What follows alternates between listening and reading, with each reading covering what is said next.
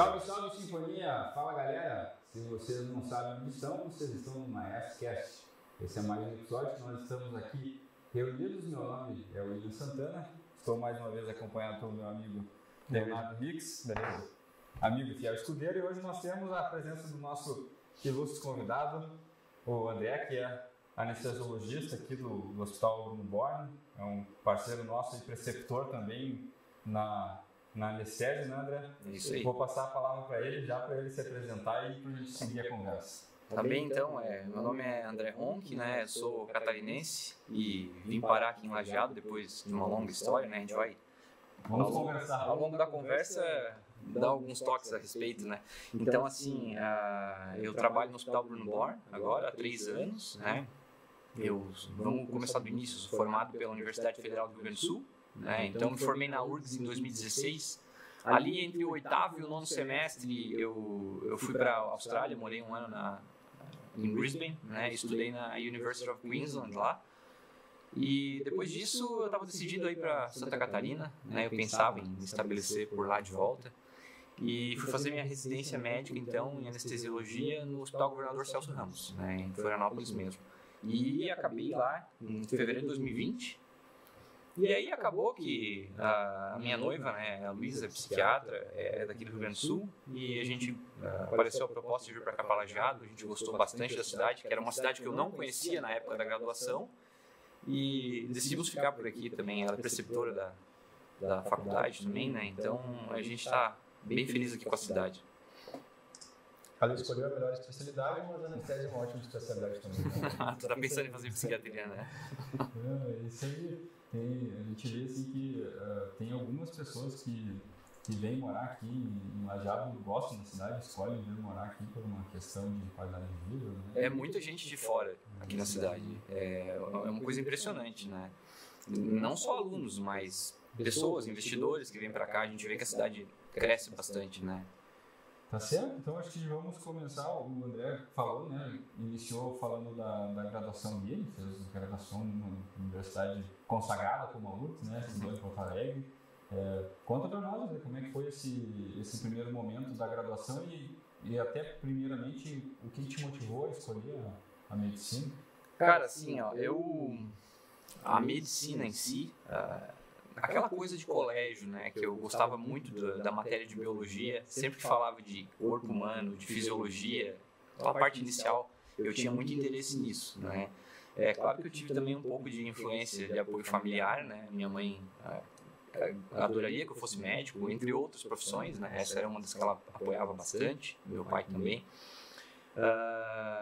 e eu era sempre tem a questão também de ajudar pessoas, né? Que eu sempre fui uma pessoa que gosto de ajudar as pessoas em vários quesitos, né, da vida. E então a minha decisão pela medicina também foi, entre outras, essas razões, né? E acho que também a parte de remuneração, né? Que medicina é uma área muito ampla também, né? Então tu pode trabalhar desde como médico assistente, tu pode trabalhar com docência, né? Na parte científica.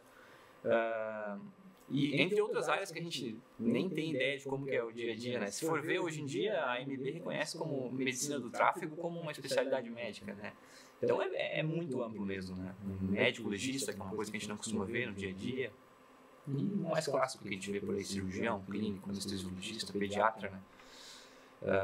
E eu acho que eu fiz a escolha certa nisso, né? Hoje eu sou bem feliz sendo médico, tá? E a minha graduação na URGS, eu sempre fui um cara muito proveiro, né? Sempre fui bem em provas e já direto no terceirão eu entrei na faculdade, na URGS, né? Eu passei na UFSC e na Federal Santa Maria também. E aí eu tive que fazer essa escolha. Era uma escolha difícil, apesar de ter 3 federais na mão para entrar, né? Eu estava bem inclinado aí para a UFSC na época e no fim das contas a URGS aparecia melhor colocada no ENAD e eu conversei com outras pessoas que tinham feito lá também, me falaram muito bem, tive boas recomendações e acabei indo morar em Porto Alegre. Também porque eu sou de Criciúma, que é uma cidade que fica entre Porto Alegre e Florianópolis, né? Então, para mim, em relação à distância, era indiferente, né? Graduação foi então um momento de muito amadurecimento, né? Eu fui morar numa cidade que eu não conhecia, Eu tinha recém feito 18 anos, né, morando sozinho, aluguei um apartamento. Na verdade, eu não morei sozinho, digo que não estava com a família, mas eu fui morar com um colega que casualmente também tinha passado para medicina na fundação. Então a gente começou morando junto, o cara já era amigo meu. É o Henrique, hoje ele está nos Estados Unidos fazendo medicina de emergência. E aí, então, passado esse tempo de faculdade, né, a URGS é uma ótima instituição, não tem o que reclamar, né? A parte de pesquisa, para quem gosta também, é muito forte. Mas então, como eu disse, eu estava decidido a voltar para Florianópolis, também pensando em campo de trabalho, em network, em relações, a tua relação com colegas na especialidade, né, de repente já ficar por lá. Né? No fim das contas, não foi bem isso que aconteceu, mas isso foi uma decisão minha, porque eu acabei tendo proposta lá em Floripa, acabei tendo proposta em Criciúma também, foram abrindo aí algumas opções, né? E a anestésio já... tu tinha alguma ideia prévia da especialidade de como funciona a medicina? Ou em que momento a anestesiologia te despertou interesse dentro da graduação? Não, eu não tinha. Eu não fazia ideia do que se tratava a anestesia, né? E eu acho que é o que acontece com a maioria dos colegas, né? Talvez, se for conversar com o pessoal que está entrando na faculdade, eles têm uma ideia muito distorcida do que o anestesiologista faz, né? Eles não têm ideia do todo o cuidado que a gente tem no intraoperatório e tal. E eu também fui ter essa decisão já no internato, né? Então, assim, comecei a faculdade, no início eu estava pensando em ser cirurgião, eu gostava muito de anatomia, fui monitor de anatomia por 3 semestres, né? E o tempo foi passando, aí eu passei pela disciplina de cirurgia e gostei também da parte de cirurgia, mas eu tinha um pouco de dificuldade de lidar com complicações pós-operatórias, eu via o que acontecia, né? E eu via que aquilo era uma carga que talvez eu não fosse lidar tão bem no meu dia a dia depois. E um pouco mais para frente, lá pelo 7º semestre, então eu passei na cadeira de otorrinolaringologia. Gostei bastante também, é uma especialidade que me atraiu por um tempo. Também fui monitor de otorrinolaringologia. E depois que eu voltei da Austrália, aí eu fiz uma pesquisa mais a fundo, eu fui realmente conversar com as pessoas, né, sobre como que é a especialidade. Na época também eu li um livro da editora Sanar, que é Como Escolher Sua Residência Médica. Não sei se vocês conhecem esse livro. Tu tem esse livro? É bem interessante. Ele fala bastante assim, do panorama do mercado de trabalho, né? E para não fazer aquela escolha que eu digo romantizada, porque eu vejo que muita gente faz uma escolha romantizada. Né? Faz o estágio é muito bom, vê a parte boa da coisa, né? E fica muito animado. Mas eu me considero uma pessoa bem pé no chão, então eu prefiro já conhecer também uma parte que talvez não vá ser tão fácil de lidar no dia a dia. Por isso que eu resolvi ler esse livro, conversar com as pessoas, saber já também não só o que é bom na especialidade, né, que é o que geralmente vai pautar a decisão do estudante de medicina, mas também conhecer a parte difícil, né? Não só as rosas da profissão. Os ossos do ofício. É isso aí, tem os ossos do ofício. É porque eu digo, tudo na vida tem tudo que tem uma parte boa também tem uma parte ruim, né? Uma parte difícil de lidar. Depois eu vou querer te perguntar isso especificamente da especialidade, mas eu queria que tu falasse um pouquinho da residência de anestésio, como é que foi a tua experiência na residência? Certo, então assim, a residência do Celso Ramos, né, em anestesiologia, é uma residência que é reconhecida pelo MEC, então, e pela SBA, que é a Sociedade Brasileira de Anestesiologia, né? Então eu sabia que lá já era uma residência muito bem conceituada e eu sairia já com o título de especialista em anestesiologia, né? Porque durante a residência, a SBA tem todo um cronograma que a gente tem que seguir no primeiro, no segundo, terceiro ano da residência, né? Então, materiais de estudo, e no final de cada ano tu tem uma prova feita pela Sociedade Brasileira de Anestesiologia, e depois tem uma nota final também. Então, assim, a minha residência, claro, começando assim, a carga horária da residência, acho que da minha residência lá no Celso Ramos, cumpria bem com essas 60 horas que a gente costuma falar, via de regra, né? Porque quando tinha plantão de final de semana, extrapolava, mas isso faz parte, né?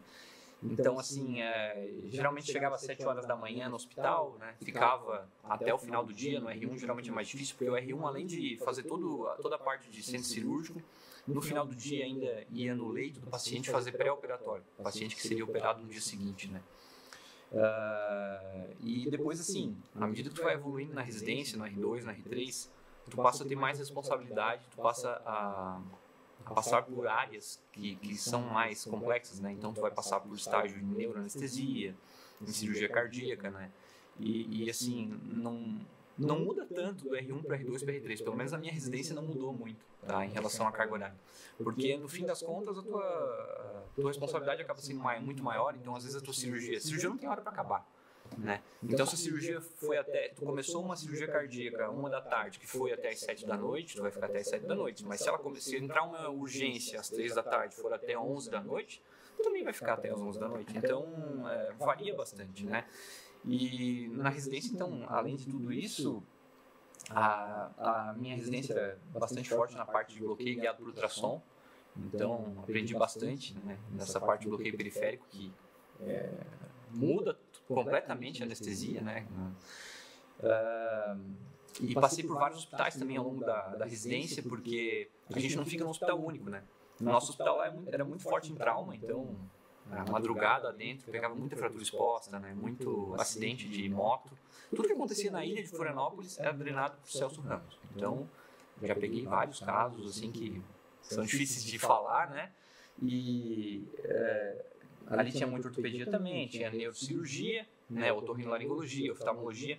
E aí alguns outros estágios a gente passava em outros hospitais, por exemplo, gineco-obstetrícia na maternidade Carmela Dutra, a parte de pediatria no Joana de Guzmão, que é um hospital infantil lá em Florianópolis.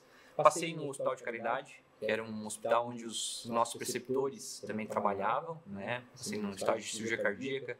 E além do estágio, eu também comecei a acompanhar os outros anestesistas nas outras salas. Foi aí que depois surgiu essa oportunidade de me fizeram uma proposta para trabalhar lá também, né? Na cirurgia torácica também. E conheci também o SOS Cardio, que é um outro hospital lá, um instituto de cardiologia, então bastante variedade entre hospitais, né? Não só da rotina do anestesista, mas de vários locais de trabalho, né? Isso aí.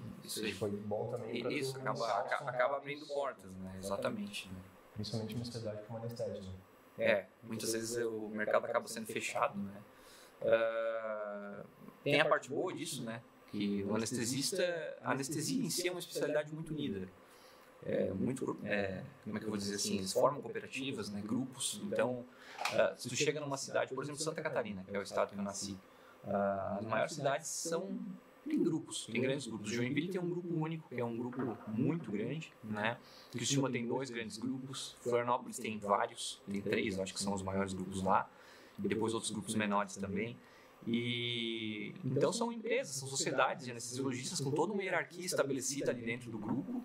E então, assim, para tu chegar e trabalhar num hospital que aquele grupo presta assistência, tem que ter uma relação já com o pessoal do grupo, ter um convite para ficar ali, né? Tem que primeiro dar as caras para depois aparecer essa oportunidade de trabalho, né? Entende? Tu acha que é importante já iniciar esse processo já, talvez ali o doutorando, o estagiário, depois durante a residência? Em que momento tu acha que isso é mais... Até porque hoje tu tá numa função que tu também exerce, né, André?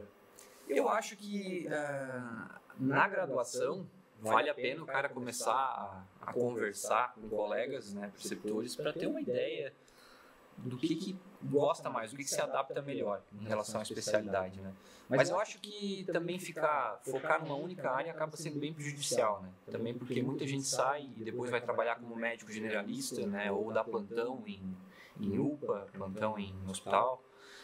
E eu acho que pode acabar prejudicando também a formação, quem foca demais numa área e desvirtua das outras, né? Então eu acho que, na minha opinião, o período da residência é a época para tu entrar de cara naquela especialidade, estudar, se debruçar sobre os livros e ir a fundo, né? E estabelecer toda a parte de relações com colegas. Eu acho que, pelo menos eu fiz assim, e eu recomendo também. Utilizar o internato, então, como uma forma não só de se aproximar da especialidade, mas também, né, ver que talvez tu vai ter que trabalhar e tu tenha que não só passar na anestesia, porque a gente tem, sei lá, alguns colegas que a gente conversa que gostam de anestésico, talvez eu vou fazer só anestésico como optativo. Sim. Já tentando buscar aquele vínculo, será que um dia eu vou trabalhar aqui? Isso aí. Eu acho que é uma forma, né, importante de se aproximar do serviço, ver como é que funciona, mas também não deixar de lado o que é importante. Exatamente. Seja pelo trabalho, seja também de ver outras oportunidades de residência, né? Com certeza.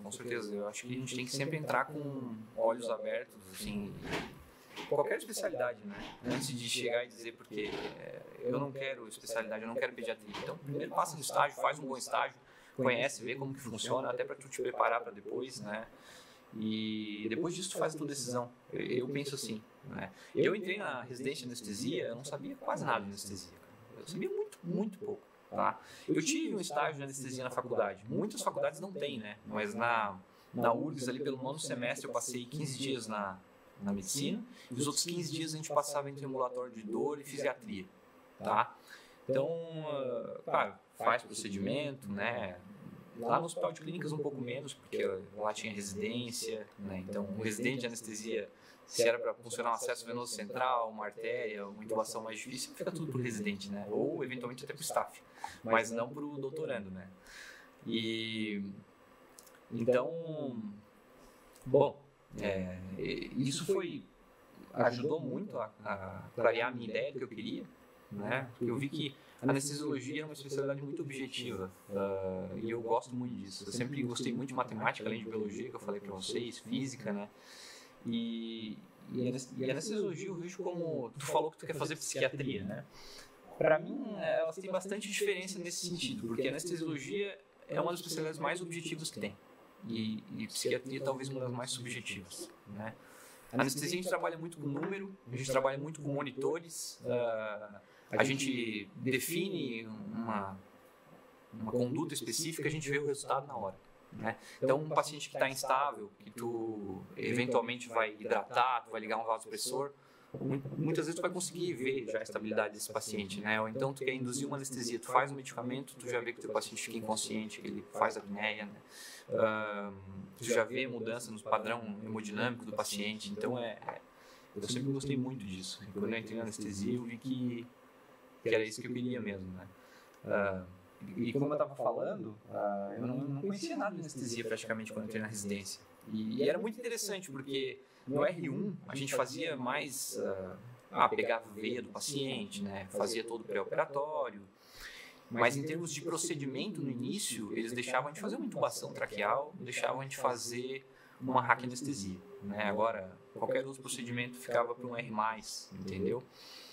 E é muito interessante que no início, várias coisas acontecendo ao mesmo tempo, e a gente está focado numa única coisa. Então o R1 está ali, eu quero intubar esse paciente, está com a máscara no rosto dele, né? Daqui a pouco ele fica preocupado, tem que ventilar esse paciente. E de repente teu staff já fez todas as medicações, tu nem viu direito o que ele fez, né? O teu paciente já está inconsciente, tu começa a ventilar ele, daqui a pouco tu está fazendo a intubação, tu vê que o gás já está ligado, o aparelho de anestesia já está todo setado na ventilação mecânica do paciente, e tu pensa, caramba, quem é que fez tudo isso? Eu não vi ninguém fazendo isso, né? E tá ali, tu está fazendo tudo atrás de ti. Então, com o tempo a gente vai amadurecendo, a gente vai pegando essa habilidade de ter mais de 2 braços, né? E fazer tudo isso em uma maneira simultânea. Tu falou isso, parece que eu aprendi a dirigir, assim, né? Mais ou menos isso, que tu tá ali no volante, tu já pensa na marcha, tu pensa que tem que olhar pro carro, tem que dar seta, né? É bem isso aí. Vou dar um exemplo parecido com o que tu falou, mas dizemos assim pro doutorando que tá na sala e em 1 minuto que ele tá tentando entubar foi tudo ali feito. Ele nem viu, né? E a gente quer, por exemplo, o doutorando, a gente gosta que ele veja também o monitor, né? Para ver a repercussão que tem tu injetar uma dose de indução do propofol, por exemplo, que isso causa uma repercussão hemodinâmica. Ou às vezes tu gostaria que ele olhasse para o BIS também naquele momento, porque é um monitor de consciência intraoperatória, né? Mas ele não vai conseguir fazer tudo aquilo, tu vai ter que chamar a atenção dele para aquilo, porque ele fica muito focado em fazer uma única coisa que ele ainda não sabe, né? A curva de aprendizado é grande. Por isso que eu falo que para ser especialista, cara, faça uma residência médica, uma boa e velha residência médica, tá? Eu sou ainda a favor disso. Isso aí, já é uma boa dica, né, pra gente começar nesse aspecto. Eu ouvindo o André falar, assim, realmente tem algumas especialidades que tem alguns perfis que em teoria, seriam se dariam melhor com a especialidade. Né? Por exemplo, isso a anestésio é uma especialidade que ela é muito físico-química, assim, né? Tem muita matemática envolvida, né? Dose, a gente vê assim que os pacientes eles têm uma resposta muito parecida em termos como é que eu posso dizer? A gente sabe que com uma determinada dose vai ser esperado que tenha uma determinada resposta na média, né, para os pacientes. Então, não tem tanta variabilidade assim, nesse sentido. Eu acho que para as pessoas que gostam de cálculo, as pessoas que gostam de objetividade, né? A anestesiologia com certeza é uma boa área. Com certeza é uma boa área. Né? Então, assim, tu falou física, realmente, física, cara, eu ainda estava estudando anestesia recentemente. Eu acho que a gente não deve parar de estudar, na verdade, né? Mas eu digo que eu ainda estava estudando mais a fundo recentemente, porque agora eu estou prestando a prova do título superior de anestesiologia. Eu falei que eu tenho TEA e agora estou tentando tirar o TSA, que é o título superior de anestesiologia, né? Também é a SBA que confere esse título. Né? Ele tem uma prova teórica, né, com alto nível de exigência, e depois tem uma prova oral. Então, pela prova teórica eu já passei. Fiz agora, tive a nota, consegui, e agora eu vou começar a estudar para a prova oral. Né? E nessa revisão que a gente faz, a gente vê como tem conceito de física, tá? Como tem conceito de química dentro, né? E nas próprias ciências básicas, né, da medicina. Então, assim, farmacologia, né? Tem muita relação com o nosso dia a dia. Fisiologia cardiovascular, fisiologia pulmonar, né, fisiologia renal. Tá? Então, tudo isso tem muita relação. O que mais que dá para elencar aqui? Anatomia, por que não? Né? A gente está ali com o cirurgião o tempo todo. É bom ter um conhecimento para entender potenciais complicações do procedimento cirúrgico. Né? Então, é bem completo nesse sentido. Né? A gente não... Tu falou agora uma coisa que eu acho que a gente pode avançar aqui nos tópicos, a questão da importância da comunicação de equipe de vocês com o cirurgião. Né? Então, o anestesista, claro que todos, na medicina a gente tem interligação com todas as especialidades de alguma forma, assim, a gente não está sozinho, mas a anestesia, né, o anestesiologista, o anestesista ele tem que ter um elo muito forte com toda a equipe de cirúrgica. Eu queria que falasse um pouquinho dessa relação do bloco. Concordo completamente, cara. A gente acaba tendo muito mais, passando muito mais dia a dia com o cirurgião, conversando com o cirurgião, do que às vezes conversando com o paciente, né? Porque, por exemplo, um clínico, ele atende o paciente no consultório e passa o dia conversando com os pacientes. A gente conhece o paciente no pré-operatório, mas durante todo o intraoperatório, a tua comunicação é com a equipe de enfermagem que está na sala, né? Então, enfermeiro, técnicos de enfermagem, instrumentador cirúrgico, e com o cirurgião diretamente, né? Então, inclusive, uma das vantagens da anestesia, né, que eu reconheço, é que a gente não tem uma pressão tão grande por busca ativa de pacientes, né? Então, a gente não precisa tanto investir em marketing, né? O nosso cliente, vamos falar assim, de certa forma, é o cirurgião. Né? Claro que o paciente em primeiro lugar, mas eu digo, quem traz muitas vezes o paciente até a gente é o cirurgião. Então, por isso que tu tem que ter uma boa relação com o cirurgião. Né? É claro que a gente anestesia para tantas especialidades que não vou dizer que eventualmente não acaba tendo algum desentendimento, né? Acho que sim, a gente tem que sempre conciliar. Então, a parte de relação humana ali é algo que vai te facilitar bastante, né? Tem horas que tem que ser duro numa decisão, né? Uma anestesia que tu decidiu cancelar por algum motivo, né? De repente o paciente tem que estabilizar alguma comorbidade antes, né? Ou até mesmo o jejum, que às vezes os cirurgiões pegam no nosso pé, né? Não tem tempo de jejum. Então, às vezes, essa cirurgia letiva, a gente acaba podendo cancelar uma cirurgia, ou pelo menos atrasando ela, né? E tu vai ter que saber passar isso pro cirurgião, né, de uma maneira concisa, explicar o porquê que tu está fazendo aquilo. Não é sempre que ele vai te entender, mas a tua decisão está tomada. Então tem que ser firme na tua decisão também.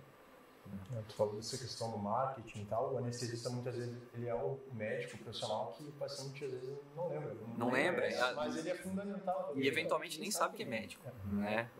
Então, a gente está ali, eu costumo dizer que nós somos o clínico durante uma cirurgia. né? O cirurgião vai fazer o procedimento, vai focar ali, vamos supor, numa laparotomia, né? Vai ficar fazendo inventário da cavidade, vai achar a lesão, vai ligar vasos, enfim, né?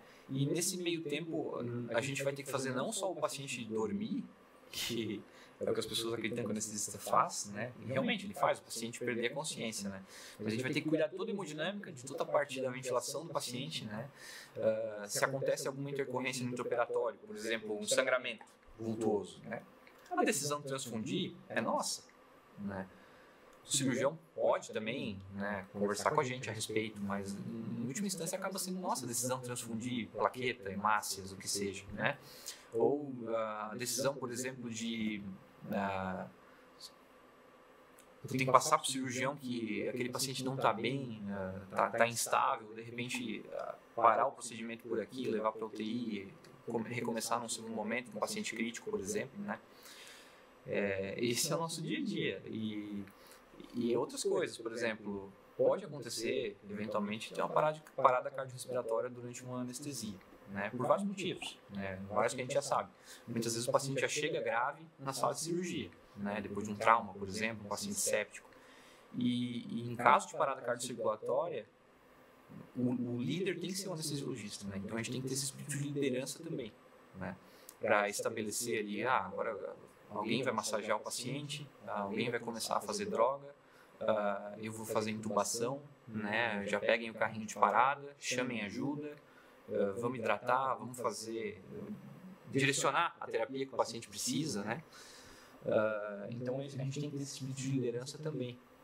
O anestesiologista não é só aquele que bota para dormir. Não, com certeza não. A gente tem muito desafio durante a cirurgia que muitas vezes o paciente não sabe, mas...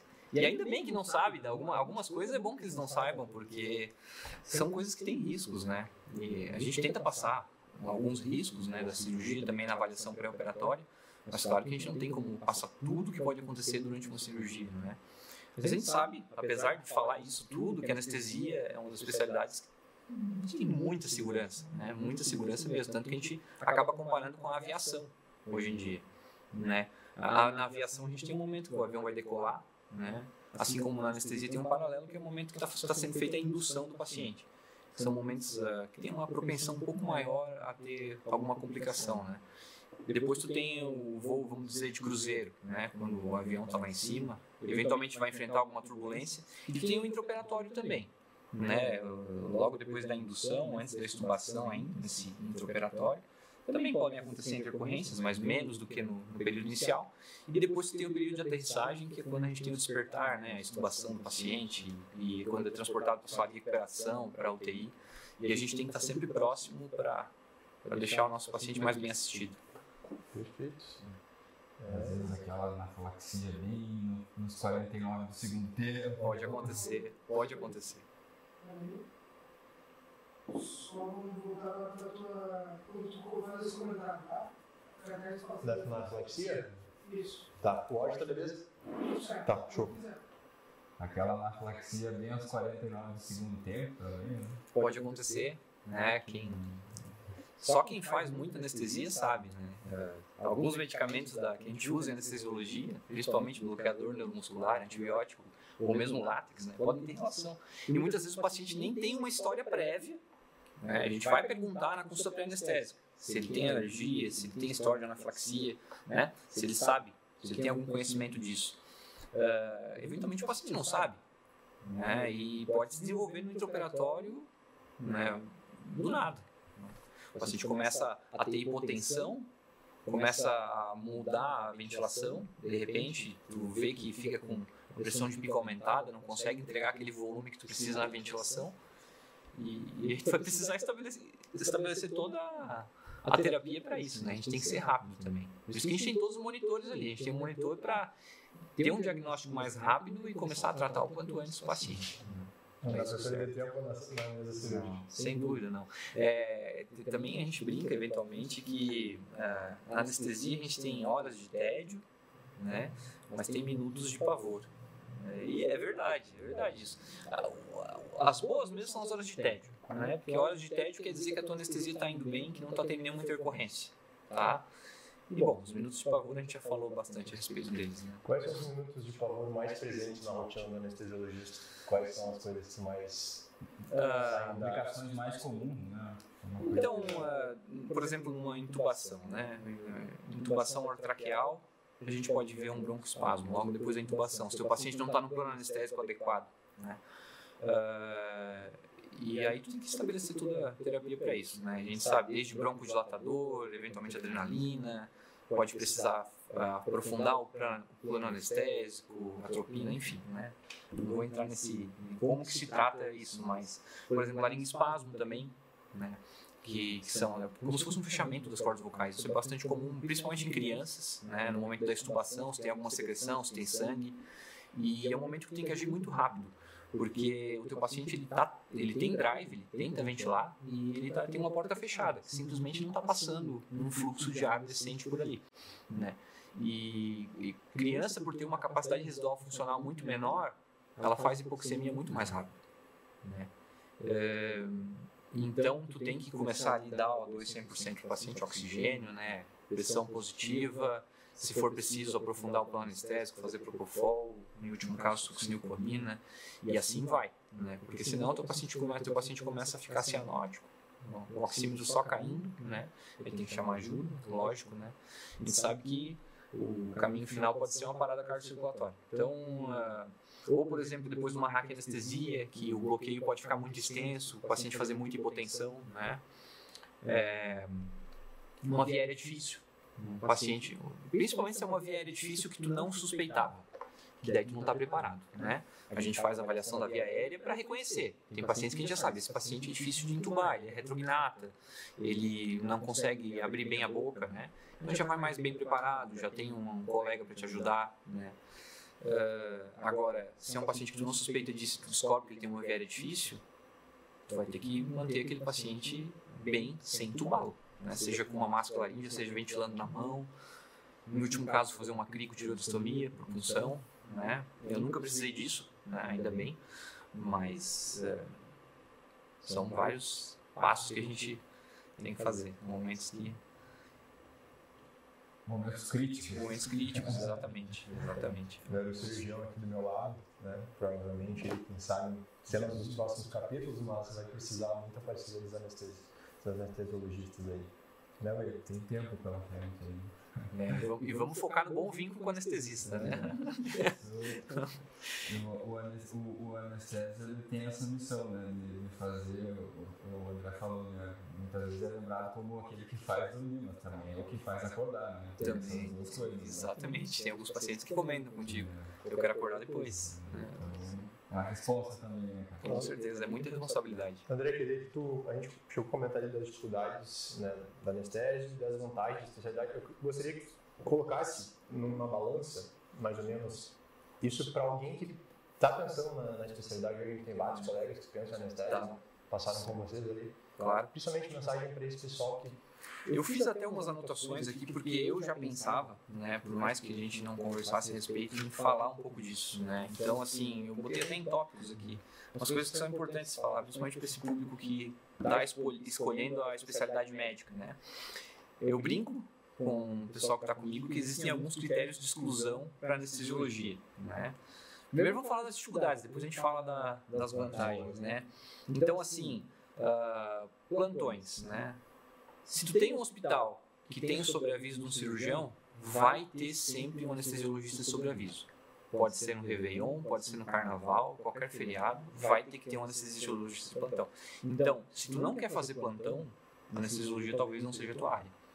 É claro que dentro da tua carreira, né, depois de um tempo, tu te estabelece, ou mesmo dentro de um grupo, podem existir regras de repente, sair da escala de plantão, né, mas isso mais tarde.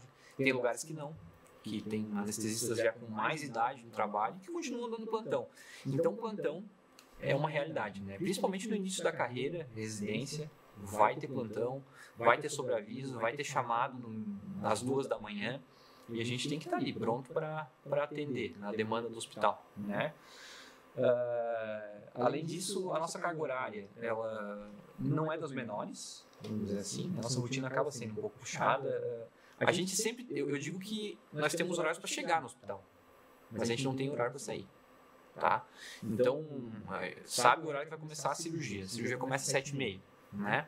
Mas a hora que sair é sempre uma surpresa. Minha noiva já está acostumada com isso, né? Ela pergunta que hora tu vai chegar, eu não sei dizer. Então vai ter que esperar mais pro fim da tarde para se desenhar que hora que tu vai poder ir embora. Isso acaba dificultando, né, algumas coisas da vida além da medicina, né? Por exemplo, tu quer fazer uma academia, tu quer fazer algum esporte, tu quer ir num jantar depois e a gente eventualmente não sabe o horário que vai sair, tá? Acaba sendo puxado também ali no horário do almoço, que muitas vezes a gente não sobra muito tempo para almoçar, porque a cirurgia não para na hora do almoço também. O bloco cirúrgico ele continua rolando. Uma cirurgia que começou às 11, que vai até a 1, não vai parar para o almoço, né? Ou tu almoça antes, ou tu almoça depois, ou algum colega vem, cuida da tua anestesia para tu almoçar naquele meio tempo, né? Para o paciente ficar assistindo todo esse tempo. Então a carga horária também não é, eu não vou dizer que é a maior, mas a gente trabalha uma carga horária considerável, né? Também assim, em relação a férias, horários livres também. Agora é um bom exemplo nessa época. Por exemplo, os cirurgiões entram em recesso, né? Não vou operar cirurgia grande, agora é época de festas, Natal, Ano Novo, vou para praia com a família. O cirurgião decide por conta, né? A gente tem que estar por aqui, porque a gente não sabe quem que vai operar, o que vai operar naquele meio tempo. Então, a gente acaba ficando um pouco mais limitado nesse sentido, entendeu? Então, agora que a gente vai ter uma semana entre Natal e Ano Novo, você está aqui disponível. Se todo cirurgião decidir operar, que é o que normalmente não acontece, nós estamos aqui, tá? Mas, então a gente acaba perdendo um pouco, assim, nisso, né? Também a questão que a gente já falou de reconhecimento, às vezes tem pessoas que não sabem que a gente é médico, né? Acho que o status também, um cardiologista, do neurologista acaba sendo maior que do anestesista, para quem prioriza isso, né? O que mais que eu anotei aqui também? A anestesiologia também para se estabelecer num lugar específico, né? Eu quero muito ficar em Criciúma, né? Bom, se eu quero muito ficar em Criciúma, talvez fazer a residência lá em Criciúma, que é a minha cidade natal, seja uma boa. Porque eu já conheço os anestesistas, eu faço uma boa residência, eu tenho que fazer uma boa residência, para eles me chamarem, né? Para depois conseguir ficar pela cidade, né? Então, assim, isso pode ser um pouco limitado. Se eu quero ficar num lugar X, né? A não ser que tu já tenha um contato anterior, como vocês já comentaram antes, já conheça alguém que vai te indicar, né? Tem um anestesia, já tem relação com os anestesiologistas de lá e tal. Então isso acaba sendo um pouco difícil. O nosso ambiente de trabalho também é bem fechado. Muitas vezes a gente fica 12 horas dentro do bloco cirúrgico, nem vê como é que está o dia lá fora. Não sabe se está chovendo, se está com um solão. Porque é fechado, não tem janela na sala de cirurgia. Tá? Tem os riscos biológicos, né? De te picar com agulha, que pode estar contaminada, ou radiação também, procedimentos com radiação, urologia, ortopedia, vascular, né? Enfim. E também a adicção, porque a gente tem muita facilidade em conseguir acesso a drogas, né? Então, anestésicos. Então, a anestesiologia, infelizmente, é uma das especialidades que mais tem adicção, né? Dependência de drogas anestésicas, tá? E também no intraoperatório, então tem algumas dificuldades, como a gente já comentou antes, né? E também, claro, deu um geral nas dificuldades, mas tem toda a parte boa, né, da anestesia que é o que me motivou mais a escolher, né? Eu ponderei tudo isso, várias dessas coisas eu já sabia, algumas eu só fui aprender na residência, né? Na verdade, eu acho que a maioria eu acabei descobrindo só na residência, das dificuldades, né? E as vantagens também, eu já conheci algumas delas, tá? Eu anotei algumas aqui. Então, como eu já falei, a parte de ter um resultado imediato, né? Eu gosto muito disso. É diferente de um médico que está tratando uma hipertensão, por exemplo. Vai começar a tratar hipertensão, né? Para tu ver o resultado, tu vai ter que acompanhar o paciente no longo prazo, né? Reavaliar se tu precisa entrar com outro medicamento. Então é um processo muito mais demorado, né? Nosso resultado é um curtíssimo prazo a gente já tem um efeito, tá? Eu gosto muito da parte da gente poder trabalhar com muita especialidade. Então a minha rotina ela é muito variada, né? Então tem dias que eu chego ali, eu faço exames de endoscopia de manhã, no início da manhã. Depois eu posso ir fazer uma anestesia para cirurgia plástica, né? Acabando essa anestesia para cirurgia plástica, eu posso ir para o outro centro cirúrgico, vou fazer uma esterectomia por vídeo, né? E no final do dia uma neurocirurgia. eu acabo anestesiando para todas as especialidades, né? O que tem no hospital a gente atende. E no nosso hospital vocês sabem que tem muitas especialidades, né? Então, desde cirurgia de muito pequeno porte para anestesia de grande porte. A gente varia bastante, então, assim, nessa parte, né? O nosso contato com o paciente, né, parecido com o que é, vamos dizer assim, acho que até um pouco mais que do radiologista, que o radiologista acaba não tendo contato, às vezes nem conhece o paciente, né? Mas, por exemplo, o médico que trabalha em emergência, né, ele é geralmente um contato mais curto, né? Tu conhece o paciente no pré-operatório, tu faz o intraoperatório, acompanhar ele no pós-operatório por algum tempo, talvez, mas depois tu não sabe da evolução do paciente, tu não acompanha aquele paciente no longo prazo, né? Então, para quem prioriza isso, quem não quer ficar no consultório conversando o dia todo, né, a anestesia pode ser uma área para você olhar com mais carinho, tá? Por esse contato curto, né? Então, a gente dificilmente vai casar com o paciente, né? Por exemplo, um oncologista.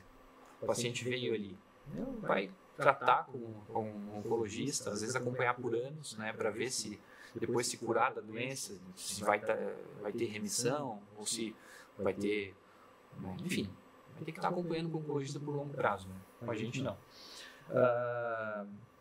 Eu vejo uma grande vantagem que quando eu chego em casa da anestesiologia, por mais que eu tenha trabalhado às vezes horas, né? Então, a parte física trabalhou bastante, eu chego tranquilo em casa, né? Porque eu sei que o paciente não vai me ligar, né? Dificilmente o colega cirurgião vai te ligar, ou dificilmente um colega anestesiologista vai te ligar. Pode acontecer, mas é exceção, né? Eu faço um paralelo com isso, então, com a minha noiva, né, que trabalha com psiquiatria, e a gente vê como é comum o paciente ligar para pedir receita ou para dizer que está com um risco iminente de suicídio, filho, e vem pedir uma ajuda, né? Então é muito mais comum, até quando a gente está de férias, né? Eles vêm, entram em contato. Comigo não, né? Eu consigo me desligar muito mais fácil da minha especialidade. Essa parte de organização em grupos, tem aquela parte que eu falei para vocês que é mais difícil de tu ficar num lugar, né, de tu entrar naquele lugar específico, mas uma vez que tu entra naquele lugar, aquilo acaba sendo muito bom para ti. Porque quando tu trabalha com colegas, tu tem um poder de barganha muito maior, né? Então, assim, tu quer cancelar a cirurgia do cirurgião, ou quer tomar uma decisão específica, tu conversa com o teu colega de grupo, né? Tu tem um respaldo de um outro colega, tá? Isso acaba fortalecendo a tua conduta, né? E tem toda a parte da hierarquia que quanto mais tu trabalha, né, tu vai ganhando vai deixando de fazer alguns trabalhos que tu fazia mais no início. Por exemplo, tu dá menos plantão, né? Às vezes tu consegue sair um pouco mais cedo, a gente faz escalas de liberação, né? Porque nós somos um grupo único e tal. Tem a progressão financeira também, que isso sim, isso é definido por cada grupo, né? Cada grupo define como que vai ser dentro dele, entenderam? Outra vantagem também é que anestesista todo lugar precisa, né? Se tem um hospital que tem centro cirúrgico, ou que tem uma clínica, vai precisar de um anestesiologista, certo? Diferente, por exemplo, sei lá, cardiologista que trabalha com eletrofisiologia. Não é toda cidade que tem isso, né? Não é. Outra grande vantagem também na anestesiologia é o investimento inicial. Às vezes o pessoal não se dá conta disso, mas a gente não tem que desembolsar um grande dinheiro para ser anestesista, tá? Não tem que investir em grandes equipamentos, né? Dependendo do lugar que tu vai te estabelecer, pode ser que tu precise comprar um carro de anestesia, comprar um aparelho de ultrassom, né? Mas que é um investimento que pode ser baixo comparado com outras especialidades, por exemplo, oftalmologia, né? Otorrino, enfim, rádio. Então, a gente, por não ter um consultório individual, né? Nós temos um consultório que é dividido por grupo, isso acaba diluindo os custos também, né? Então, essa parte de investimento, gasto mensal, a gente acaba sendo menor do que de um clínico que tem um consultório, que tem uma secretária, né? Porque a gente consegue dividir isso com mais colegas também. Tá, essa parte também é bem importante, assim. E como eu já falei, a gente não precisa fazer tanta busca ativa para o paciente, a não ser que tu vá trabalhar numa subespecialidade, como tu vai ter o teu consultório de dor crônica, por exemplo, né? né, que pode ser que tu precise fazer todo o marketing, né? Conversar com o Joãozinho ali Para passar a visão do marketing. É isso aí. André, muito legal mesmo aí esse te pediu uma balança e realmente tu deu a balança. Eu acho que para quem tem interesse em anestésia, ouvir isso é fundamental, né? Porque são fatores de decisão, a pessoa ponderar as coisas, né? Olha, que eu achei legal que muitas vezes a gente tem uma visão romantizada das especialidades e o dia a dia, a rotina e muitas vezes não só a rotina em si, mas todo o contexto envolvido para a pessoa ser aquela especialidade, né? Ser um anestésio, ser um cirurgião, ser clínico, e tem que, isso aí, desembolsar o quanto vai ter que desembolsar para começar a trabalhar, consultório, tudo isso assim são coisas que muitas vezes a gente, principalmente quando está mais no início, na metade da graduação, ele não pensa tanto. Começa a pensar mais nisso quando já está, olha, estou quase me formando, e agora como é que eu vou trabalhar? É isso aí. Né? E aí tem aquele choque, né? Porque também não sabe quanto vai gastar e de repente vai pensar em fazer um consultório e onde é que eu vou arranjar esse dinheiro, né? Vai ter que pegar. Claro, muitas vezes tu pode fazer um financiamento, né? Que eu acho que fazer financiamento para isso é super justificável, porque, né, aquilo vai estar te gerando renda, né? Então é super justificável, mas ainda assim é um financiamento. Exatamente. Tá. No final ali tu comentou de dor crônica, né? Que seria uma subespecialidade hoje da anestesia. Eu gostaria que tu falasse um pouquinho das opções dentro da especialidade. Então, assim, eu já falei que eu anestesio para todas as especialidades, praticamente, né? Mas existem R4 no Brasil, né? A anestesiologia é uma especialidade de acesso direto, ainda de 3 anos de residência, mas o R4, por exemplo, pode ser feito em anestesia cardiovascular, né? Alguns lugares do Brasil têm essa residência. E aí tu vai te especializar nessa área, tu vai entrar também a ter conhecimento com ecocardiograma transesofágico intraoperatório, né, que é uma área que está crescendo bastante em cirurgias cardiovasculares, em outras cirurgias também, mas principalmente na cardiovascular, que isso vai dizer para o cirurgião ali a válvula que ele acabou de botar, como que está funcionando aquela válvula, se está tendo algum vazamento, se a válvula ficou bem acoplada, enfim, né, entender toda a parte do batimento em si, tá? Tem R4 também em anestesiologia pediátrica, Brasil, né? E também existem residências que são reconhecidas como áreas de atuação, né? Então a gente tem a dor, o anestesiologista pode entrar nessa área, né? Principalmente dor crônica, e aí dor eu vejo como uma ótima subespecialidade, aliás, uma ótima área de atuação para quem gosta, né? Porque é difícil quem gosta de tratar um paciente que se queixa de dor, aquela dor crônica que a gente sabe que dizer que vai curar uma dor crônica eu acho muito difícil, né? Tu pode abrandar, tu pode melhorar aquilo, mas dizer que vai curar por completo, muitas vezes, né?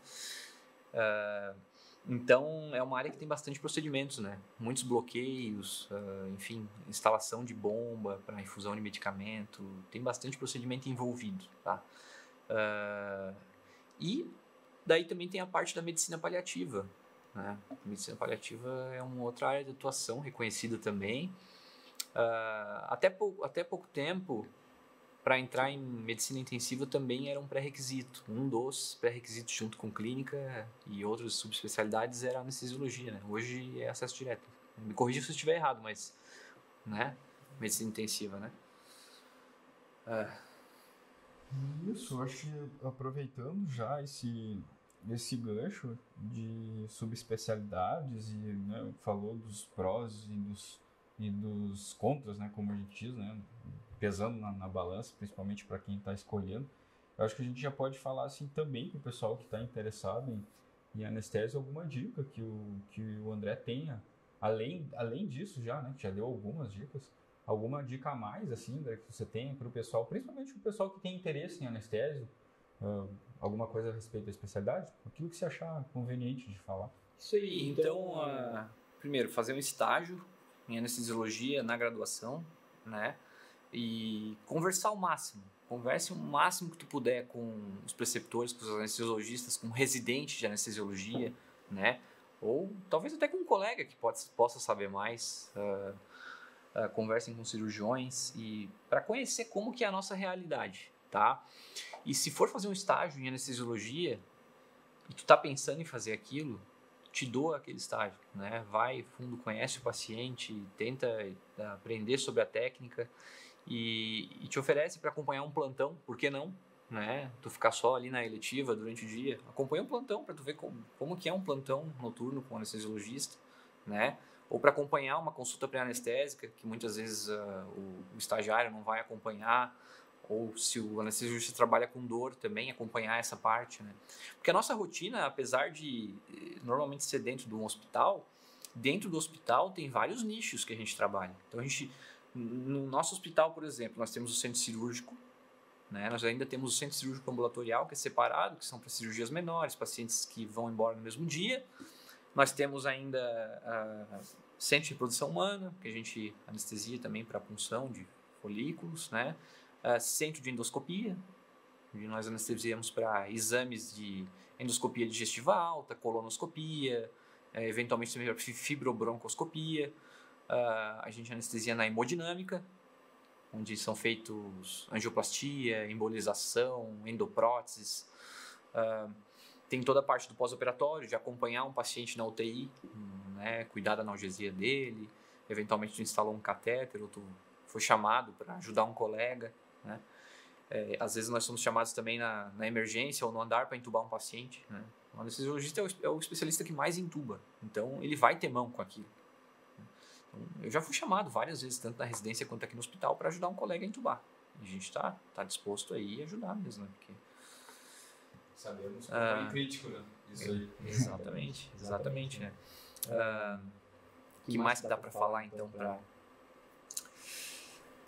que a gente pode falar? Pode ser não necessariamente para... Pensando, assim... Para quem quer anestesia, mas talvez até, André, uma mensagem assim, que é uma coisa... Já vamos antecipar aquela pergunta que a gente faz, né? A pergunta que a gente faz, o que o André de hoje falaria pro André que estava entrando na URGS ou que estava se formando ali na URGS? O que tu falaria para ti mesmo há uns 10 anos atrás? Aí? Cara, o que eu falaria para mim mesmo? Essa é uma pergunta difícil de responder, né? Mas eu acho que estudar uma matéria, estudar um assunto antes de entrar num estágio é essencial. Pra ter uma ideia do que tu tá, da dimensão daquilo que tu tá entrando, né? Na anestesiologia, principalmente, eu vejo que muitas vezes o estagiário chega e ele não está preparado para o que vai acontecer. Ele está pensando ali em entubar o paciente, pegar o acesso venoso central, ele não sabe como que é feito aquilo, né, complicações, e não conhece a técnica, ou até conhece a técnica, mas não sabe nada a respeito de medicamentos que a gente usa em indução de anestesiologia, né, toda a parte de suporte hemodinâmico, suporte ventilatório. Então, estudar isso já com, de repente, pergunta para o teu preceptor o que ele acha que tu deve estudar, onde focar os teus estudos, né? Qual literatura que tu deve focar os estudos. Não custa fazer esse tipo de pergunta, fazer essa busca ativa, né? Por conteúdo, vamos dizer assim. Tá? Mas dentro das escolhas que eu podia ter feito, acho que eu fiz boas escolhas, né? Acompanhei, fiz bons estágios, estudei bastante, né? Eu me sacrifiquei bastante no período do internato, né, na residência também. Mas a gente passa por isso para poder se tornar um especialista depois. A gente sabe que não é fácil chegar até aqui, né? E tu é jovem, né? Eu sou jovem. Conseguiu... Eu considero que eu sou, né?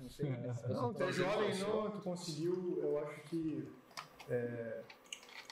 Tu tinha um plano estratégico, tu conseguiu seguir ele, né? Claro que a gente tem conta por algumas questões de sorte ali, de uma oportunidade que surgiu, mas eu acho que tu visualizou o que tu queria e seguiu. Eu acho que sim. Eu sempre me antecipei em relação às minhas escolhas, né? E pensar o que eu ia fazer, e eu tinha sempre uma decisão. Então, eu já sabia que eu ia fazer medicina, depois de fazer medicina eu já sabia que eu ia fazer anestesiologia, já entrei. Assim como eu entrei direto na faculdade, eu entrei direto na residência, e da residência eu entrei direto aqui no grupo, tá?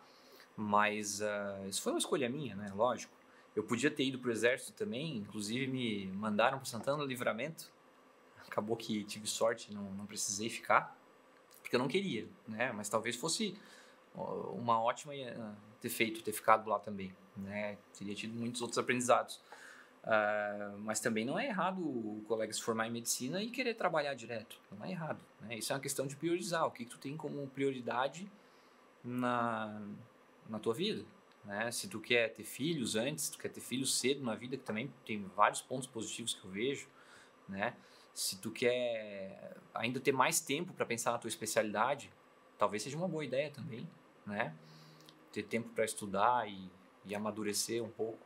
Então, são diferentes decisões, mas que é importante a pessoa se planejar, né? Ter um planejamento estratégico, né? Pensar nas coisas, no que vai fazendo, nas etapas, nos passos. Isso é uma coisa que na mentoria, eu especificamente trabalhei bastante com nossos grupos dos colegas que a gente trabalhou na mentoria, de fazer um planejamento desde os primeiros semestres, já se planejar tanto no que precisa para o currículo, para os estágios, pensando na residência, o que importa, o que não importa. Então isso também eu acho que é legal ouvir gostei de ouvir o André falando, porque é justamente isso. Cada pessoa tem uma visão claro. E cada pessoa tem um objetivo diferente. Então, tem gente que quer se formar, quer entrar direto na residência, quer trabalhar. Tem gente que precisa trabalhar, exato, né? Porque para pagar contas, enfim. Tinha vários colegas que já eram mais velhos, tinham filhos, né? E tinham mais dificuldade financeira. Então, tem gente que precisa disso. Às vezes não é nem só a pessoa querer, às vezes a pessoa precisa. Né? Exatamente, então, ela precisa. Então, isso é importante que as pessoas também vejam que a gente cada um tem a sua realidade, é importante se planejar dentro dela para fazer as coisas de uma maneira mais estruturada. Né? Claro, e se planejando também pode ser uma realidade isso. Vai sair, tu vai trabalhar depois, tu pensa em fazer uma residência, quer ficar trabalhando 2 anos depois de fazer uma residência, tu vai te planejar, tu vai estudar, né? Naquele tempo tu vai ter que cuidar da parte financeira, porque tu vai estar ganhando dinheiro, tu vai ter que administrar aquele dinheiro e eventualmente tu não pode sair comprando coisas que vão te gerar uma despesa todo mês, né? Depois com o salário de residente vai ser difícil de manter aquele padrão. Então subir muito o padrão de vida antes de entrar numa residência médica pode ser muito prejudicial, né? O cara já entra no R1 querendo fazer plantão fora e aí não consegue focar na residência, né? Isso é bem comum em alguns lugares. Em Florianópolis a gente tinha uma limitação porque ninguém não tinham muitos plantões para a gente fazer, eram poucas opções, né? Eu não queria fazer, não precisava, felizmente, naquela época, estava me mantendo bem com o dinheiro da residência. Mas tem gente que já sai atrás de plantão com muita pressa, né? E isso tudo para manter um padrão. André, eu tinha separado uma pergunta aqui, que é sobre algum caso marcante que tenha chamado a atenção, seja na residência, seja já como anestesiologista do serviço. Caso marcante tem vários, né? Mas um caso assim que não foi exatamente na anestesiologia, mas que aconteceu comigo porque eu estava na anestesiologia. Esse caso poderia facilmente virar um filme, inclusive, tá? Olha como é que foi a história. Eu tinha um amigão meu, R igual, né? R igual eu digo que estava no mesmo ano de residência, o Matheus, né? E ele tem um irmão que morava em Joaçaba e a gente estava já no R3, tá? Ele estava inclusive passando um estágio de residência de cirurgia cardiovascular em Criciúma com o Eric, que é um cara que manda muito bem na parte de ecocardiograma transesofágico, né? E nesse momento, né, o irmão dele em casa passou mal, foi levado pro PA, medicaram ele e de repente ele teve uma parada cardiorrespiratória. Reanimaram o irmão dele, transferiram ele de Joaçaba para Xanxerê, né? E o irmão dele não evoluiu bem, chocou, né? Então foi entubado, começaram a hidratar, droga vasoativa, procurar um diagnóstico e no fim das contas ficou como um diagnóstico, um choque cardiogênico. Ele teve subitamente uma insuficiência cardíaca, uma função de ejeção baixíssima, né?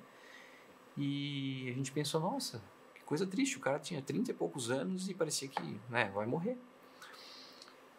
Felizmente, o Matheus, né, ele estava passando lá em Criciúma e o Eric sugeriu para ele uma coisa. Cara, vamos botar o teu irmão em ECMO, né? Vocês sabem o que é ECMO? É como se fosse uma circulação extracorpórea, né? Serve para suporte cardiovascular ou ventilatório, numa situação dessa, até o coração se recuperar, né? Porque nesse caso eles estavam pensando em miocardite, estavam pensando até em Takotsubo, né? Não se tinha um diagnóstico bem específico, até hoje não se sabe direito. Mas se sabia que ele estava chocado e que precisava de uma assistência cardiovascular. Mas como que tu vai botar um ECMO em Xanxerê? Não existe um ECMO em Xanxerê. E não basta ter um ECMO, tu tem que ter um especialista no ECMO junto. E eu sei que ele entrou em contato, inclusive com o juiz da cidade, conseguiu uma liminar, e enfim, ele conseguiu fretar um ECMO aqui do Rio Grande do Sul, botou dentro de um avião, tá? Levou para Xanxerê, no outro dia estava em Xanxerê o ECMO, o especialista foi junto, ele pagou o hotel para o cara ficar lá, né? Então o cara todo dia ia lá. Eu fui até Xanxerê para ver o irmão dele, tá? Eu vi o irmão dele em ECMO naquela UTI. E eu pensei, nossa, eu vi o intensivista passando um relatório, assim, né, com os familiares, e ninguém acreditava que ele poderia sobreviver, né? Como o cara tá em ECMO aqui, cara, a gente não tem o que fazer. E aí ele imediatamente começou a pensar estratégias para tirar o irmão dele dali, porque ele não via futuro, porque o pessoal também não tinha conhecimento, os médicos não tinham conhecimento do ECMO, né? E eles conseguiram transferir o irmão dele em ECMO, tá? Para um hospital, agora não tenho certeza, acho que foi em Blumenau, tá? E cara, ele apresentou uma evolução satisfatória depois de uns 15 dias em ECMO, tá? A hemodinâmica começou a melhorar, parâmetros, foi estubado. Nesse período ele fez hemodiálise, tudo, né? Enfim. E eu sei que ele saiu eu acho que ele saiu só com uma neuropraxia na perna, assim. Ele sobreviveu praticamente sequela nenhuma, assim, um caso incrível, tá?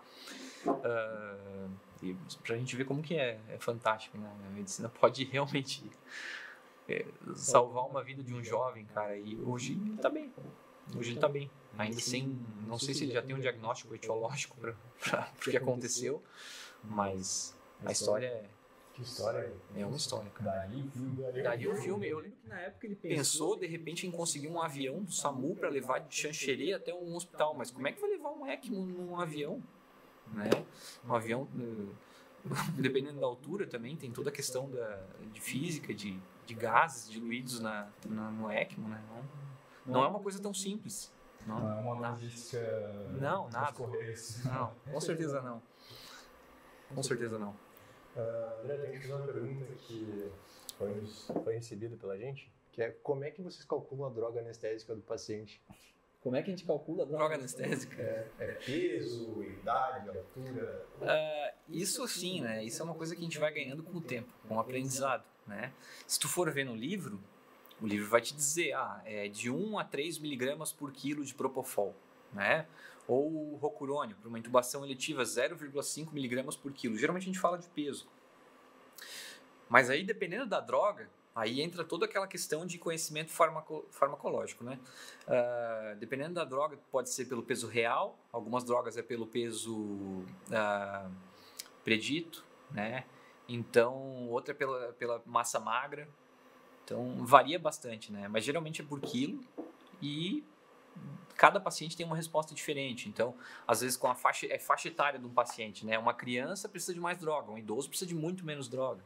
Tá? Um paciente que é usuário crônico de alguma substância ilícita ou que usa benzodiazepínico toda noite, tem indução enzimática, vai precisar de uma dose maior. Né? Por isso que é importante conhecer o paciente no pré-operatório. Né? Ao mesmo tempo que um paciente que chega já com um neurológico, vamos supor, redução do nível de consciência por embriaguez. Né? O paciente está com abuso de álcool ou de outras substâncias. Nesse paciente a gente sabe que vai precisar de muito menos droga para fazer a hipnose dele. Né? Porque ele já está com o nível de consciência reduzido. Então, se for para falar assim, inicialmente é pelo peso, mas tem muitas outras variáveis que vão interferir nisso e que só o teu tempo de trabalho que vai te ensinar como lidar com aquilo. Né? Tem uma receitinha de bolo, mas não é receita de bolo. Não é receita de bolo. É que eu digo, se fosse tudo protocolado, a gente não precisava fazer uma faculdade de medicina, né? Não precisava ficar anos e anos estudando se fosse protocolo. É só pegar o protocolo, estudar aquilo ali e é aquilo ali. Não. A gente está aqui porque a gente tem que fazer a nossa medicina personalizada. Tu tem ali um paciente e tu vai fazer a medicina que aquele paciente merece, aquele paciente precisa para aquela cirurgia, né? Que pode ter um outro paciente que vai fazer o mesmo procedimento cirúrgico, Mas pelas comorbidades serem diferentes, a gente pode optar por uma técnica diferente de anestesia. Por exemplo, esse paciente vai fazer uma fratura de tornozelo, eu opto por fazer uma raquianestesia, né? E nesse outro paciente, por algum motivo, eu decidi fazer uma anestesia geral, né? Então, tem muitas coisas que a gente leva em consideração antes de escolher uma técnica anestésica. E na medicina, eu acho que tudo tem que ser assim, né? A gente tem que conhecer o paciente e fazer o que é viável para aquele paciente, né? Até por questões de poder comprar aquele medicamento, né? De quando que ele vai voltar a ter acesso ao médico. Então, tem que individualizar.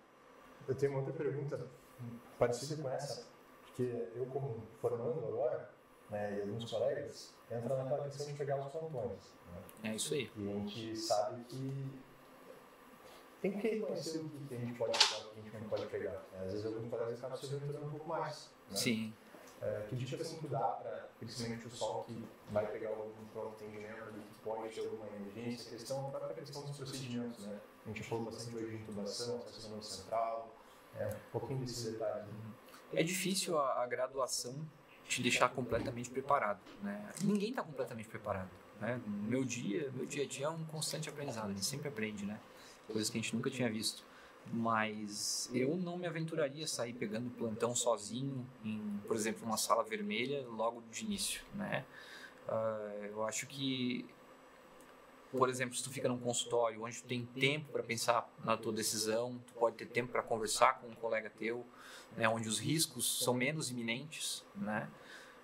Porque numa sala vermelha tu está com um paciente ali que precisa de uma intervenção imediata.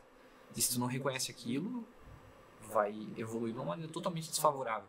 Então, eu não recomendo que entre já fazendo plantão em locais onde vai ter esse tipo de demanda, né, de sala vermelha, de pacientes mais complexos.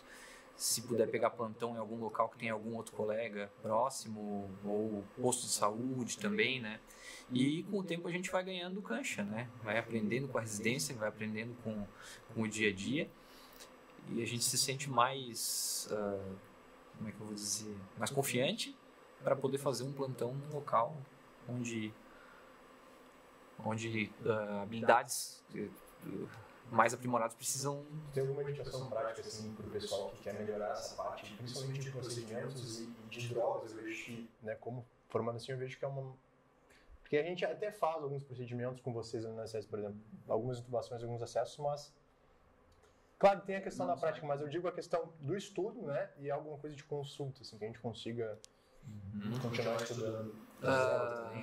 Sim, então assim, eu acho que o estágio, claro, vocês têm muita coisa para estudar, vocês têm prova de residência para fazer, eu sei como é difícil, né? Mas o estágio, se tu ficar lá com a gente do início até o fim, às vezes a gente diz, cara, tu pode ir embora, mas tem gente que não vai embora, a gente vê que tem alguns colegas que ficam, né? E aquele cara que fica o tempo todo, mas só vai ter uma cirurgia e de repente aparecem 3 cirurgias que ele poderia estar junto ali, porque são urgências que aparecem, né? Se tu fica, se tu aumenta o teu contato, tu vai conhecendo melhor o que tu pode usar de droga, né? Tu vai entendendo melhor o que tu pode fazer para melhorar a tua intubação, tu vai ganhando um N maior de procedimentos, né? E a residência também é o momento que tu vai fazer esse tipo de coisa, né? Então, assim, estágios em emergência, estágios em UTI, estágios de anestesia são momentos ótimos para fazer esse tipo de treinamento, né? De acesso central, de função arterial, de intubação, né? Não tem como fugir. Não tem uma fórmula. Não tem uma forma, não tem como fugir da residência. Né? A gente tem que pensar a longo prazo. Não dá para encurtar o caminho, principalmente quando a gente fala do paciente grave. É isso aí. Eu acho que a gente tem que se doar. Tem que sacrificar algumas coisas da vida para poder ter esse conhecimento e tem que ter paciência, com certeza, né? Não vou dizer que é fácil, mas a gente enfrenta isso. E André, fala um pouquinho de ti fora da medicina, a gente falou tanto de anestésia, o que o André fora da medicina, o que tu gosta de fazer, quais o que eu gosto de fazer planos aí também fora da anestésia. Então, bom, eu vou casar em breve, né? Ano que vem a gente já tem casamento marcado, tá? Então agora toda a fase de preparativo para casamento. Eu tô jogando tênis eventualmente aí, né, no clube. Adoro viajar, cara, gosto muito de viajar e Claro, eu fui para a Austrália, né? Quando tinha períodos de break, de férias lá, eu viajei ao redor, né? Fui para o Sudeste Asiático, fui para Nova Zelândia também. E sempre que eu tenho tempo agora, né? Eu tento viajar. Né? Claro que a gente tem que... É difícil tu conciliar isso com a família, porque eu também gosto de estar perto da minha família, que fica lá em Criciúma.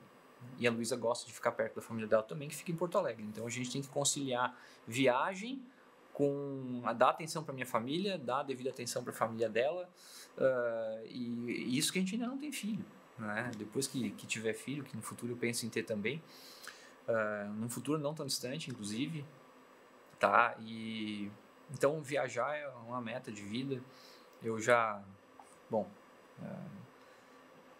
invisto dinheiro para, né, ter uma reserva financeira, ter um dinheiro para não depender tanto do trabalho no futuro, né? E, enfim, no momento também estou estudando bastante anestesia, então fora do trabalho de anestesia ainda estou estudando anestesia, né? Mas esse sou eu, tá? E qual é aquela pergunta clássica, né? Qual é o maior sonho do André? Cara, o maior sonho do André, eu tenho vários sonhos, né? Um deles é ter filho, e um deles é poder um dia viver de renda e ter saúde para fazer coisas que eu não tive tempo de fazer. Então acho que ainda quero viajar muito mesmo. Eu adoro fazer isso, tanto eu quanto a Luísa. Fica a dica aí pra galera também, né? Eu não sei como que vai ser. Isso um dia não gastem tanto em visto pra... Eu poderia estar vivendo um padrão acima, mas eu não vivo, entende? Então a gente tem que ver alguns steps abaixo para poder ter um pouco mais no futuro. Eu não abro mão de comer bem, de eventualmente sair, não, a gente faz isso, a gente viaja, né, como eu falei para vocês, mas eu poderia estar morando num lugar melhor, andando com um carro melhor, né, andando com, sei lá, roupas novas sempre, que não é uma coisa que eu sempre faço, não. Tá? Eu dificilmente entro num shopping e minhas camisas que eu tenho, eu uso elas por anos, cuido delas, inclusive a Luísa às vezes pega no meu pé, tô precisando de alguma coisa nova aí. Eu pensei agora uma pergunta para você te fazer. O que o anestesista faz numa cirurgia que daí dura, né, algumas horas e está estável? O que vocês fazem no momento de cirurgia? A gente não pode perder a atenção do paciente, né? O paciente sempre em primeiro lugar. Então, mas a gente conversa com o cirurgião, né? Tem muito papo descontraído durante uma cirurgia difícil. Então, às vezes o paciente acha que não, né? Às vezes está falando de um cheeseburger que tu comeu que era muito bom, o cirurgião, né? Tu pode estar falando isso durante a cirurgia. Eu também às vezes aproveito para estudar, levo um livro, leio, né, alguma coisa, e é uma leitura que é interrompida muitas vezes, assim, agora vamos medir a diurese do paciente, vamos fazer um HGT, eu vou precisar passar uma sonda no paciente, ou o cirurgião fala, ajusta a mesa, que, enfim, dá um antitrem que a gente precisa, né? Então isso é basicamente isso, né? Estudo também. É mentira isso que falam de vocês, então vocês só ficam no celular, né? Eu uso o celular, claro que eu uso, né? Mas a parte de joguinhos é mentira, pra mim é mentira, tá? Eu não jogo Candy Crush e eu não jogo outros jogos também, mas tem... Eu já vi anestesistas que gostam de ficar jogando também, né? Mas não, isso eu não faço não, tá? Tá aí os bastidores pra quem queria saber. Com essa resposta, tá bem de perfil, né? Mas a resposta dada aí, não dá pra ver. E a gente fica no celular e pensa, agora eu vou poder, acho que daqui 2 horas eu consigo sair. Aí de repente, não vai dar certo aqui, mais 1 hora de cirurgia, né? E tu não tem como apressar o teu colega, né? O cirurgião tá ali operando. A gente sabe que tem ritmos diferentes, tem pacientes que são mais difíceis, então, às vezes uma cirurgia que era para durar 3 horas, dura 5, dura 6, né? Ou pode ter uma surpresa positiva também. Era para durar 3, durou 1h30, né? Também existe isso. Né? Alguma outra coisa que tu tenha colocado no teu bonito caderno de notas aí? Eu acho que eu anotei, eu consegui falar o principal que eu queria aqui, né? Acho que é basicamente isso. Vocês ficaram com alguma outra pendência? Eu achei o cast extremamente proveitoso, principalmente para eu que quero que se aplique.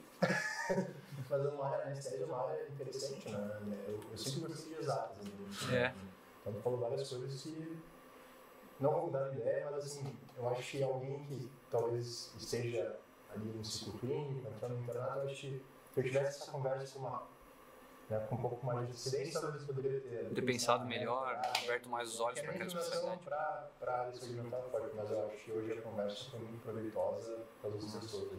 É isso aí. Que bom. Eu também vejo dessa forma, né? Mas antes de eu continuar falando aqui, fazer minhas considerações, eu quero passar a palavra para o André. André, fique à vontade para fazer considerações finais, aquilo que você queira falar. Tá? Eu fico feliz em ter contribuído aqui com vocês, né? Desejo muito sucesso nesse projeto de vocês de mentoria, né? Que o maestro continue sempre forte. É muito interessante a ideia, né? E eu estou aberto a, assim, colegas aqui, estudantes, quiserem conversar, tirar alguma dúvida eventualmente, né?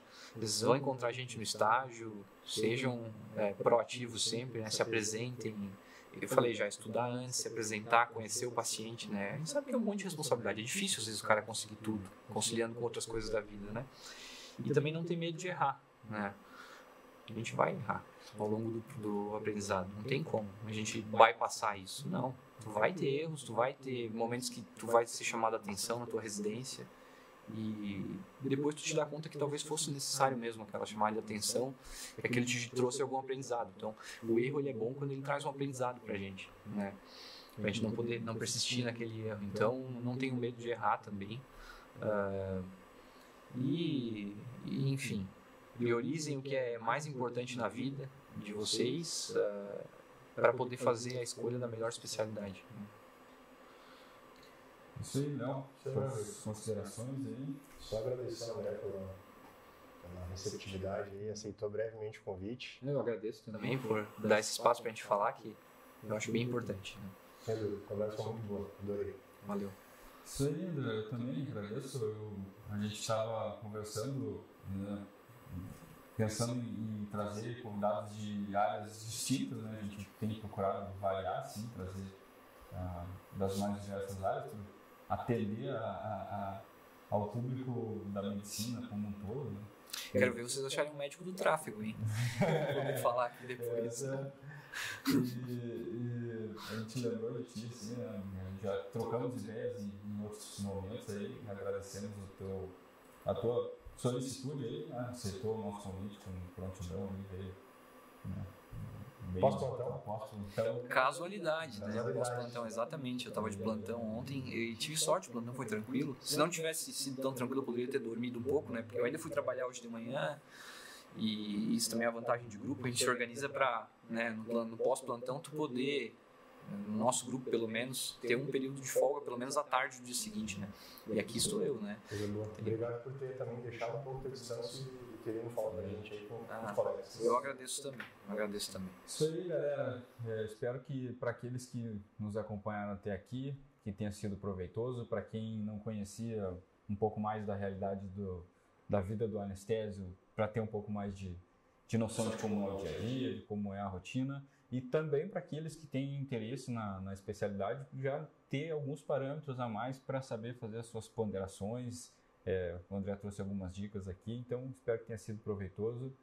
E é isso, nos vemos no nosso próximo encontro. Até mais. Até mais.